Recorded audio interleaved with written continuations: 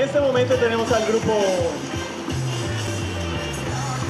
Cultura Extrema, dirigido por su muy conocido señor Cuevas, que ha venido trabajando ya muchos años, por el cual le pedimos un fuerte aplauso que nos está acompañando.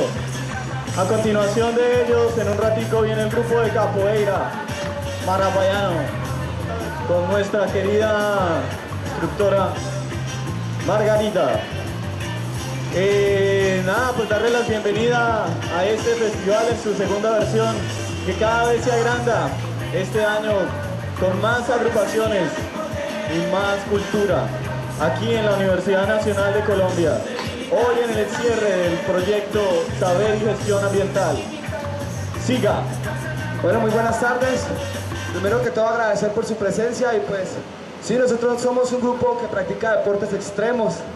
Entonces pues lo que les vamos a regalar hoy en la tarde es una pequeña muestra, ya que el objetivo es poder hacer una exhibición profesional con rampas verticales y con las que tienen las medidas apropiadas. Bueno, muchas gracias y bueno, un aplauso por favor.